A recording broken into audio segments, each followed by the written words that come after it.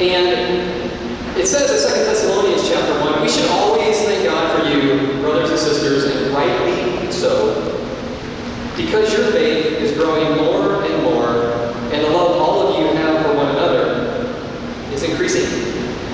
Therefore, among God's churches, we boast about your perseverance and faith in all the persecutions and trials you are enduring. And I read this passage because it really summarizes how Tracy and I really feel about the church. We do thank God for you. And we have felt so loved by the church out here in so many ways that I'll show you in just a moment. And we definitely will boast. When we go back to Houston, we'll definitely tell the great things that are going on here in the Kale Church. Whether we visit California, whatever church we visit, we'll definitely boast about the Kale Church. And so be grateful. Yes, it is kind of a command. We should be grateful. But at this point, really what it's really about an expression of gratitude that Tracy and I really have for the Kale Church. And I'd like to, if you will, humor me for a little bit. I'd like to reminisce. I'd like to just kind of walk down memory lane and look at this past 3.5 years and think of the things that we're grateful for, that Tracy and I are grateful for. And in doing so, I hope it triggers you to think about what you have here in the Kale Church. You know, sometimes when I hear people talk about their gratitude, it makes me more grateful. Our first Bible talk here in the professionals ministry, this is back in December, a recent picture, good looking group. I really appreciate the way the professionals just wrapped their arms around us. We had a nice dinner together, we exchanged gifts, and then we had a time of sharing afterwards, and the professionals just kind of reminisced with us. We were in this ministry for about 6-7 months, and they just reminded us and reminisced with us about some of the good times that we had together. Really love you guys, and I really appreciate the way you guys just wrapped your arms around us. You were really our first family when we got out here. This is then at the Christian Professional Leadership Summit in July of 2017. Sharp-looking group. Let's see why they call them professionals. And here we are. This is at our place, at our condominium in November 2016, Thanksgiving dinner together. You can see Jay Wan and Sam Ding, Jeff, Olivia, May Fung, Samantha, like Sam and Walu. So many of you guys. Again, I just can't express enough. You know, when you move halfway around the world, you don't know people, right? You don't know anybody.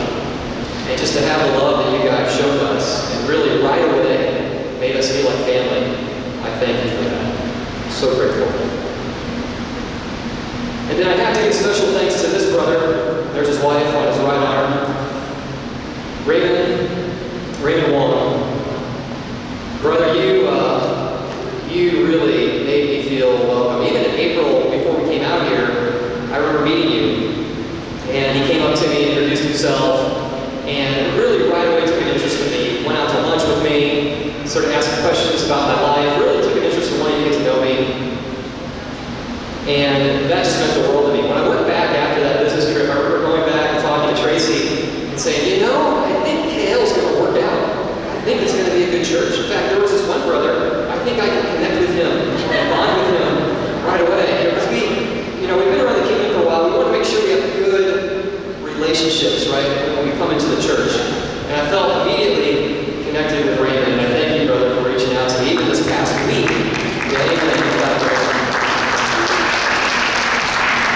Even this past week, he called me up and said, hey, bro, we got new tea.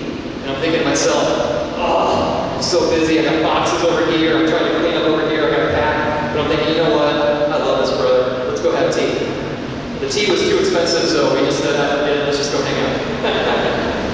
You can't believe the hotel wanted 20 ringgit for tea. It's nuts. It's crazy. And then recently, about 2 weeks ago, Lucius, his son, got baptized. I had the privilege of being in Lucius' life, being his mentor for 2 years. It was so cool to see his baptism. And the things that people shared about Lucius, they described him as gentle-spirited, sensitive, thoughtful, compassionate young man, a leader amongst his peers,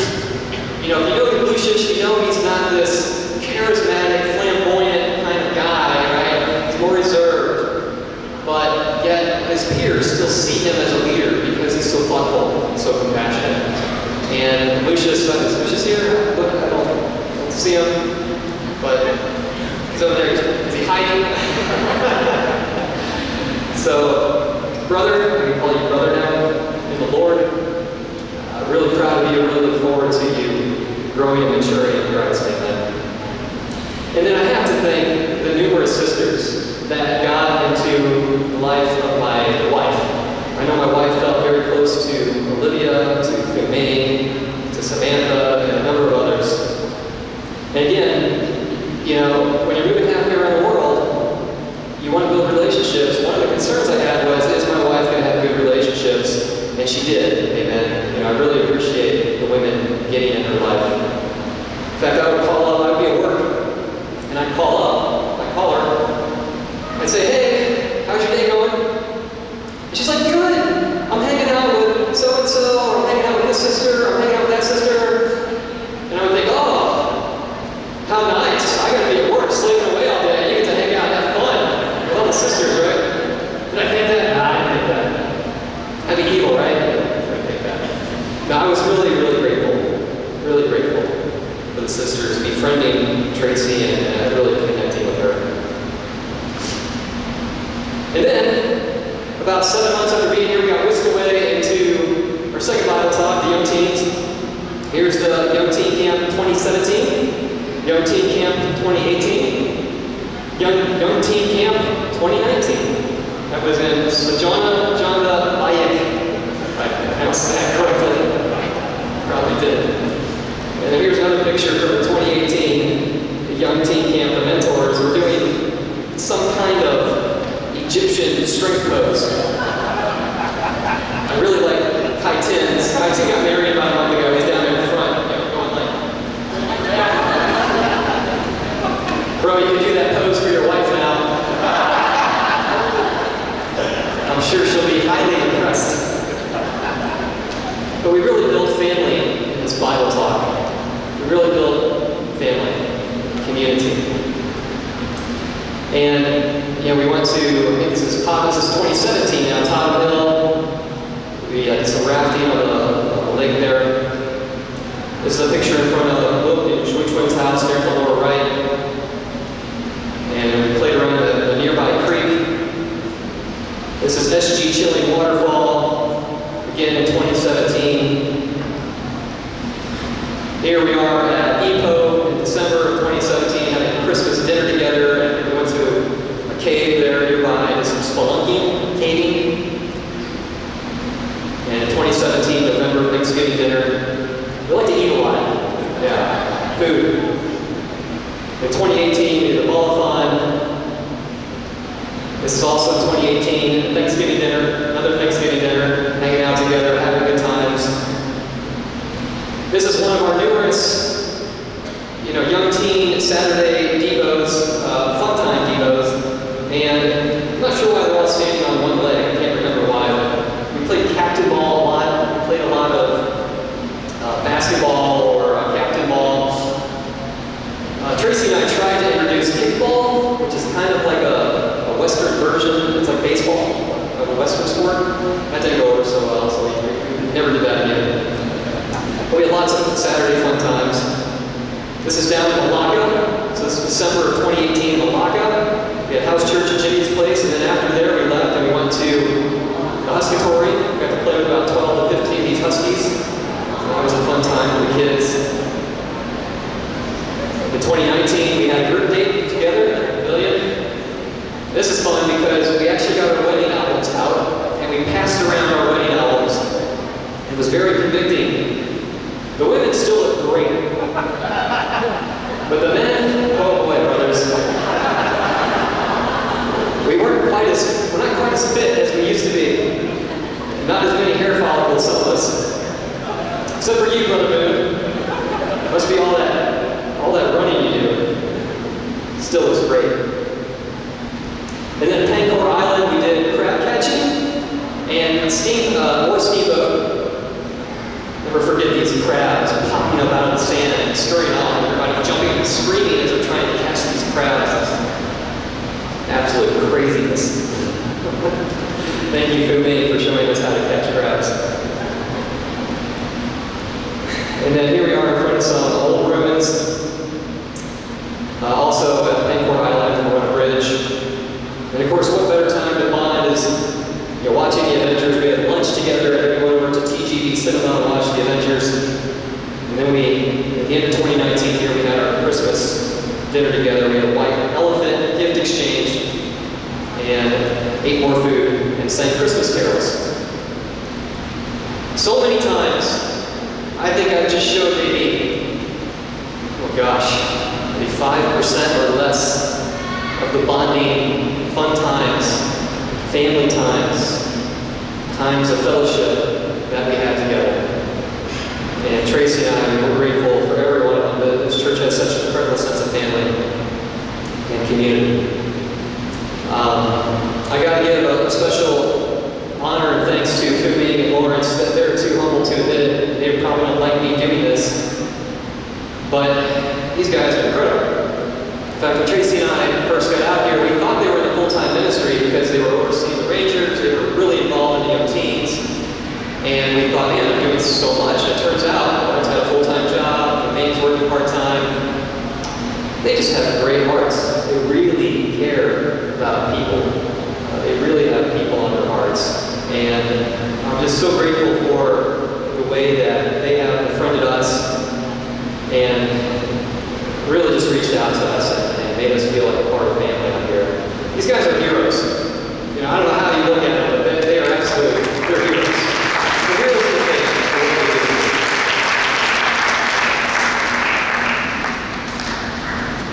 And the other thing I gotta say here too is the church is so fortunate because there's other heroes. There's all the mentors that are involved in the youth ministry out here. I think about Andrew and Angeline who lead the youth, Kit and Home who lead the preteens. There's so many mentors who spend so many hours meeting with mentees, and the church out here is so fortunate. We've been so fortunate to be a part of it. It has such an organized youth program to really grow the spiritual maturity of our youth. The graduated system of Rangers, then preteens, young teens, youth, campus. It is absolutely fantastic. Is it awesome? Youth? I hope you're really grateful for what you have out here. When I was 14, 15, I would have given my right arm and my left leg to have had a mentor in my life. Is it a lot of work? This kind of organization, this kind of structure, this kind of ministry? Yeah. It's a lot of work. But I think it's well worth it. And it's really awesome. I can tell you, I've been to other churches, and some of them don't have this. So it's really awesome that you have this.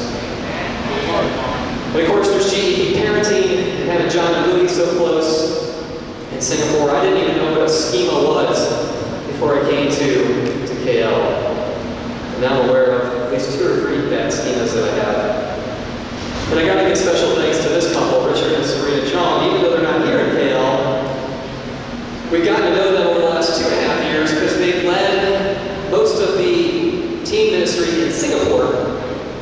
And of course, they would meet with us here in KL to share good news, best practices, learnings with the teen ministry here. And so over the course of these 2.5 years, we've really gotten to know them. And they spent the night at our house like 3 or 4 times. And they didn't just sleep in our beds and eat our food, but Richard and Serena really took time to get to know us. In fact, on one time, we're walking back in the pavilion, and Richard asked me about my sister who was about ready to undergo surgery. She was going to have a 10-inch cut made behind her ear and remove a cyst. It wasn't cancerous, but they had to get rid of it. And I remember Richard asking me, have you really shared your faith, your belief with your sister? And I said, I felt like an idiot. Like, no, I've invited her to church, but I really haven't shared my faith with her.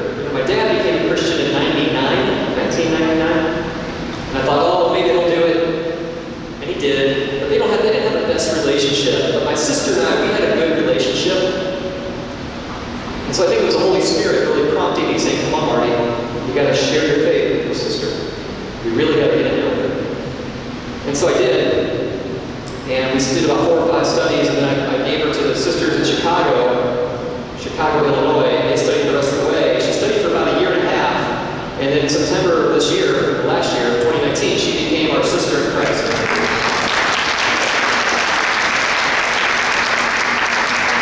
But it was at the prompting of Richard that made it happen. And I told Richard's like, I didn't do anything. He's like, I just asked that question. Yeah, but you cared enough. He cared enough to ask the question. And, you know, as I think back over the church here over the last 3.5 years, like I said, you know, the professionals ministry, the young teen ministry, all the great other Bible talk ministries that I know we have here, the youth ministry, all the family fellowship times, being so close to John and Karen Louie in Singapore, and having GEP, having schema therapy, etc., etc. This church has so much. And I'm so grateful. Tracy and I were very grateful. And church, I really hope you're grateful. I know it's been said that sometimes you don't realize what you have until it's gone. And tonight at 2 a.m. in the morning, for us, in a big way, a lot of it will be gone. And it's hard to leave, to be honest.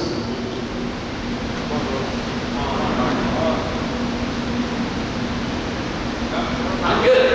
I'm good. I knew if I could just make it through this point without crying, I'd be okay. But I'm very, very grateful. And I just thank you guys. I can't thank you enough. Cannot thank you enough for the 3.5 years. And please continue forward. Let's honor God as the Kale Church moves forward and moves on to greater and greater things. Let's move on before I start battling and start sobbing and crying. Point number 2. Be a believing Christian. So who does this point apply to? Well, it definitely applies to people who are not Christians, who are thinking of becoming Christians, right? We would love for you to become a believing Christian. Amen. But it also applies to Christians. To those of us who have been around 3, 5, 10, 15, 20 plus years. Because you can always grow in your faith. You might have a mustard seed of faith, but I believe that you can believe even more. But why did I bring up this point? I think the Holy Spirit put this on my heart, by the way. And here's why. I've heard it said, you know, amongst some of our youth, every once in a while I hear it said, well, gosh, I don't know if I really believe in God, or if I believe in the Bible, or is Jesus real? And it's good to ask those questions. I've asked those questions. But the good news is that I believe that God has given us lots and lots of evidence, both in the Bible and outside the Bible, for why the Bible is true, Christ really did exist, and still does exist. I gotta tell a story.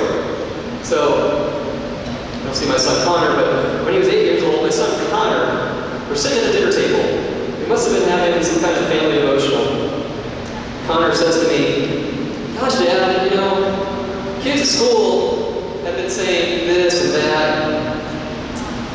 Sometimes I wonder, Dad, if, you know, the Bible's real and if God's real. Dad, why do you believe in the Bible? Why do you believe in God? Dad? And the family dinner took a very serious turn right there, right? And I said, you know, I was kind of happy he asked this question. I said, Connor, well, there's a few reasons your dad, you know, believes in the Bible.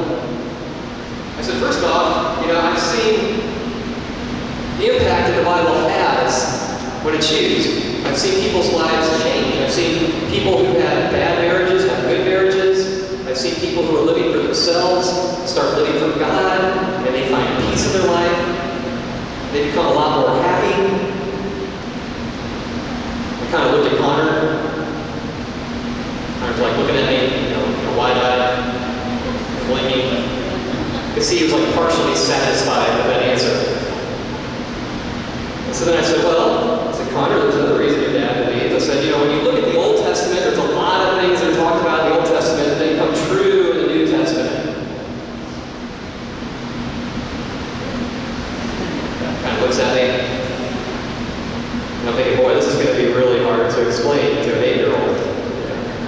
So then I said, tell you what, Connor, let's do this. One reason I believe in God and Jesus is because some of the amazing claims that Jesus said. I said, let's do this, Connor. I'm going to read off a bunch of claims about Jesus. Things that he said. You raise your hand when you can say one of them. In church, you can do this too. Let's play along. Here we go. What did Jesus say? I have always existed. I hold the keys to death. I have never sinned. I have all authority on heaven and earth. I and the Father are one. I must be placed above your family. I have authority to forgive all sins. I am the light of the world. I am prophesied in the Old Testament scriptures. I am from heaven. I will be resurrected. I am the bread of life. I will send the Spirit of God Almighty. I am coming again to the earth. I am a king. I give spiritual life. I am the one for whom you must pray. I heal diseases. I will judge the world on Judgment Day. I am the Son of God. I will raise the dead at the end of time. I am the only way to God. There are no exceptions. My words will never pass away. If you reject me, you reject God himself. And so I said to Connor, I said, Jesus said these amazing claims. He was either a liar, a crazy man, a lunatic, or he was Lord. There's no other options.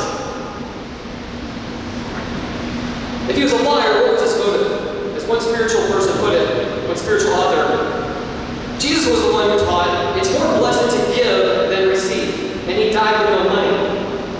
Did he want to make our lives poor and miserable? Then why would he constantly pour out his life to serve others? And eventually die for the sins of the world, including his enemies. Jesus had no reason to lie. Few opponents, few biblical critics today think Jesus was a liar. There's no evidence for that. Was he a lunatic? When you think about it, no mere man could have made the extraordinary claims Jesus did and truly believed them unless he was insane.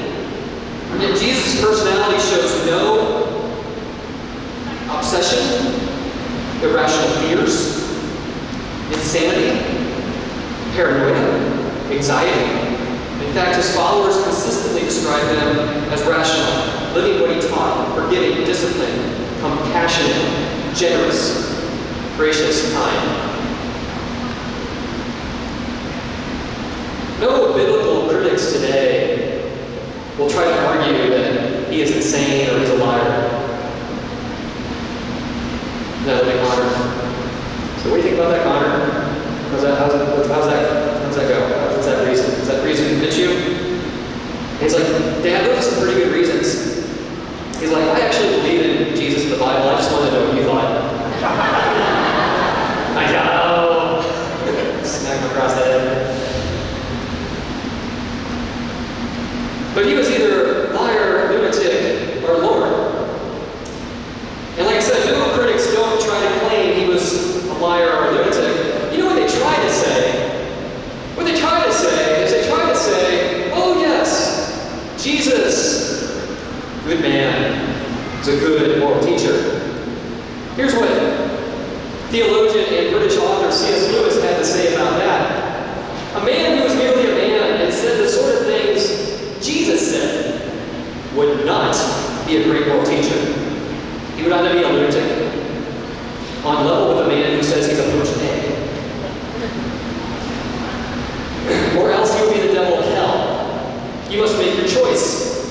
Either this man was and is the Son of God, or else a madman or something worse. You can shut him up for a fool, you can spit at him and kill him as a demon, or you can fall at his feet and call him God, Lord and God. But let us not come with any patronizing nonsense about him being a great human teacher. He has not left that open to us.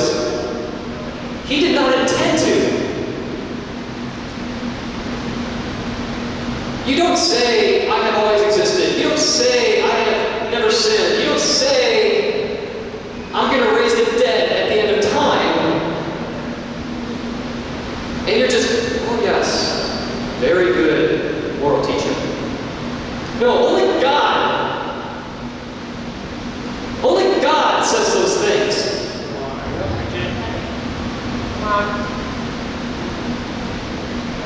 He's not a liar. He's not a lunatic. He's Lord. There's a movie came out early 2018. Paul, an Apostle of Christ. We're going to watch a short video clip. Paul and Luke are standing before the Roman prison guard. Paul is very old. He's about ready to be executed in this Roman prison. The head of the Roman prison is accusing Paul and Luke of a jailbreak attempt, even though they are not the ones responsible for the jailbreak attempt. They're being accused. And let's watch what Paul says at the end of this. Men do not die for things they doubt. By the year 325 AD, 2 million Christians have been killed for their faith. Many of the original eyewitnesses, all the apostles except for John, was martyred, was killed. They killed for their faith. And even John was put on an island. He was exiled to the island of Patmos. Men do not die for things they doubt. I love that line. It's an awesome line. So we have the amazing claims of Jesus. It's extraordinary claims that no one's ever made. We have millions upon millions of people that have died for Christ. And we also have evidence outside of the New Testament. Yes, there is historical histories of Jesus outside the New Testament. I think some of you know this, maybe some of you do not. I've only listed 5 sources of historical evidence here outside of the New Testament that talk about Jesus. There's actually 9. There's 9 historical references, non-Christian references. If you include the Christian references, there's about 45 literary historical references to Jesus within 150 years of his death. For Tiberius Caesar, who was Caesar at the time of Jesus' death, there's only 9. 45 for Jesus, 9 for Tiberius Caesar. Jesus is definitely real. Flavius Josephus, he was a Jewish historian. We have the rabbis of the Jewish Talmud. Celsus, a Greek philosopher, he was not a fan of the Christians, but he talks about Jesus being crucified. This is outside the New Testament. Cornelius Tacitus and Lucian Samosata, Roman historians, they wrote history for Rome, for the government. These are not just some fluke sources. These are legitimate sources about Jesus. Here's what Flavius Josephus had to say about Jesus. It's funny, he was a Jew, and he was a commander in the Jewish army, and then he later defected and went over to the Roman army in the year 70 AD when the temple was destroyed. But writing in his history book called the Antiquities, that was published in 93 AD, he said, looking back on the history of the Jews, he says, now, there was about this time a wise man, if it be lawful to even call him a man, for he was a doer of startling deeds, a teacher of such men as received the truth with pleasure. He gained a following, both among Jews and Greeks. And when Pilate, at the suggestion of the principal men among us, condemned him to the cross, those that loved him at first did not forsake him. And the tribe of Christians so named for him are not extinct to this day. Jesus, he existed even outside the New Testament pages. He did startling deeds. He was a doer of startling deeds. This is a reference to his miracles. Celsus, the Greek philosopher, said he was a sorcerer. There were thousands of eyewitnesses to his miracles. Notice, they never claim he did not do miracles. What they try to claim, even in the pages of the New Testament, they try to claim that he was, if you remember, what do they claim? That he was demon-possessed, right? That, he drives out demons because he's Beelzebub, the prince of demons, right? It says in the Gospels. They could not deny it, so they had to think of another way. They had to think of another way to explain it. He gained a following. The fact that Jesus existed is a fact. The fact that he did startling deeds or sorcery or miracles. It's a fact. The fact that he gained a following amongst Jews and Greeks, it's a fact. The fact that he, was belittled by the Jews had him put on the cross. It's a fact. The fact that he died during the time of Pontius Pilate, when Tiberius was Caesar, it's a fact. Fact, fact, fact, fact. It's all fact. Jesus definitely existed. And you might ask, well, Marty, if it's all fact, what's the big deal with it? What's the debate? What the biblical critics debate, what all the controversies about, is did he rise from the dead? Because if he rose from the dead, that changes everything.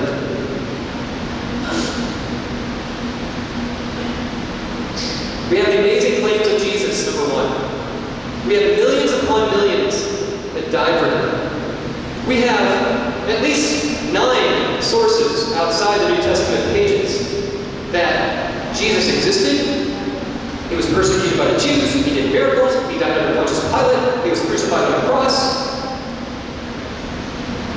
And if all that is not enough, biblical scholars tell us that there are 300 references to 61 specific prophecies of Messiah in the Bible. 61 prophecies, specific prophecies, where he would be born, the time in which he would be born, how he would die, the amount of money he would be sold for, how he's going to be betrayed, etc., etc. Very specific prophecies in the Bible, written hundreds or thousands of years before Christ was even born. It would be like Vincent writing on a piece of paper today, not telling me, Marty's going to come back to KL 10 years. He's going to live at this address. Amen. Come on. He's going to live at this address. He's going to own these 2 vehicles. The second one's going to have this license plate number. And his 3 closest friends are going to have this name, this name, and this name. It would be even beyond that.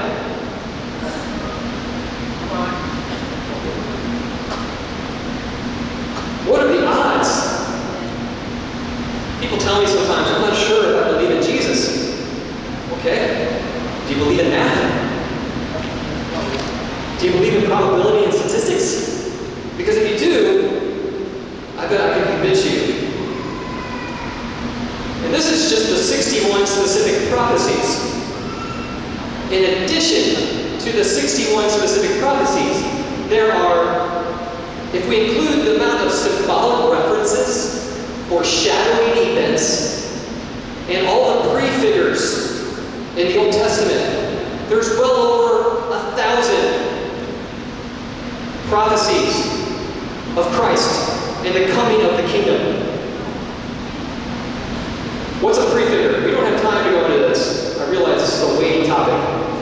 But what's a prefigure in the Old Testament? A prefigure is somebody in the Old Testament where things happen to them, and then very similar things happen to Jesus. Moses, example. Pharaoh tried to kill him.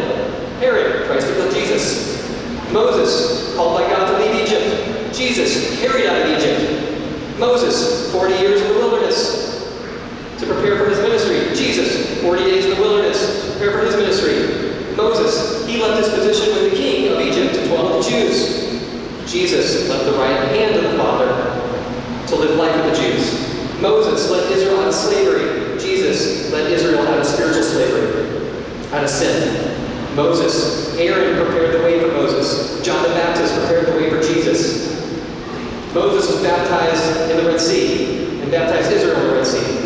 Jesus commands baptism in water for freedom from sin. Moses gave manna in the desert. Jesus said, I give you spiritual bread. Moses gave water to the people. Jesus said, I give you spiritual water. Moses spoke to God on Mount Sinai. Jesus spoke to God on Mount Hermon. This is just one prefigure where numerous things happen to one person, and then a bunch of very similar, almost same things happen to Jesus in the New Testament. And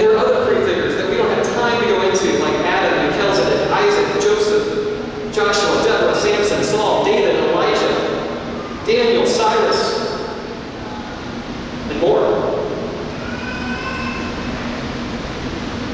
After a while, you start looking at this, and you go, this doesn't look like coincidence anymore. That's right. Because it's not. It's the hand of God. I realize this is a weighty topic, but I felt that something had to be said about it. Jesus is just as real as any other historical figure. It's Alexander the Great, Julius Caesar, anybody else we have that we know about in ancient history. God is real, the Bible is true.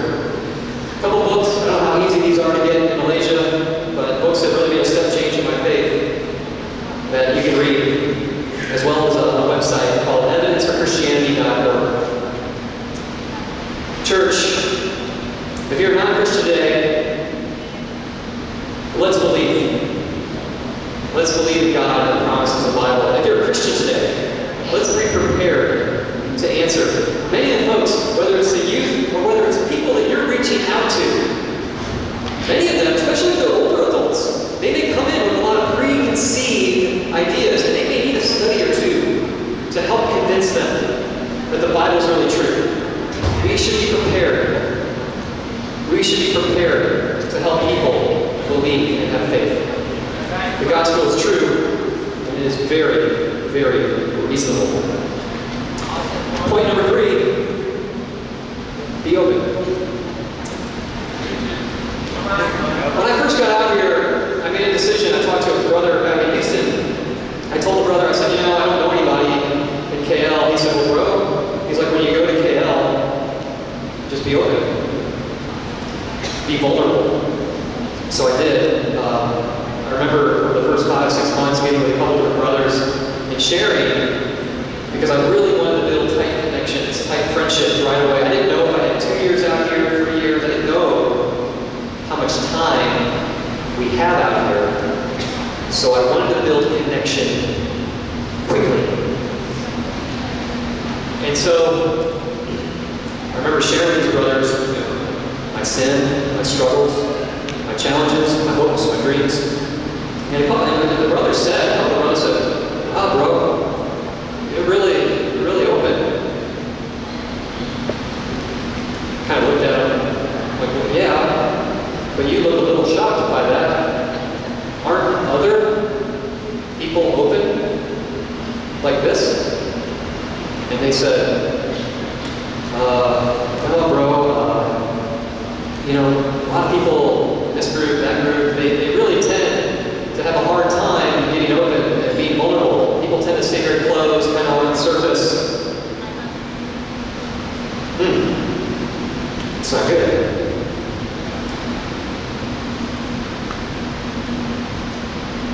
Now, I love the Kale Church. I look at this church and I think, man, we do so many things. There are so many people that serve in so many ways.